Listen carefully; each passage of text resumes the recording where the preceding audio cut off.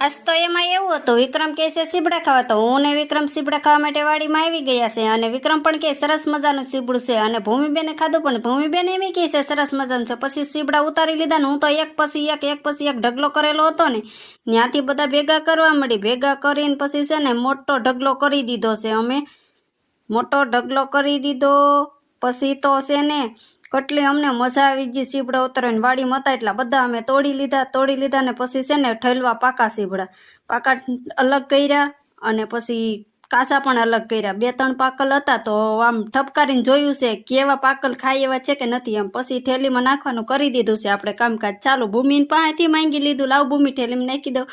અને પછી કીધું વિક્રમ તમે આ લઈ લેજો. અને હું તો સીબડું ખાતી ગઈ ને ઘરે જવા માટે નીકળી ગઈ. આવીને પછી ચીબડાને ધોઈને પછી પાછી ગઈ હું તો થાળી લેવા. થાળી લઈને આવીને પછી બેહી ગઈ ખાટલે બેહીને પછી લાગી જઈશું ચીબડું મોળવા માટે.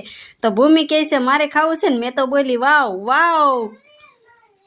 પછી તો અમે બી બધા કાઢી નાખ્યા અને સીરું કરવા લાગી ગઈ. સીરું કરી એક પછી એક કરી છે ચીબડાની સીરું. અને પછી પાછું બીજું ફાડું લીધું, એની પણ સીરું કરી નાખી. સીરું કરીને પછી ખાધું તો ભૂમિ કે મસ્ત છે એમ. પછી વિક્રમનો વારો આવ્યો તો વિક્રમ કે સરસ મજાનું છે સીબડું એમ.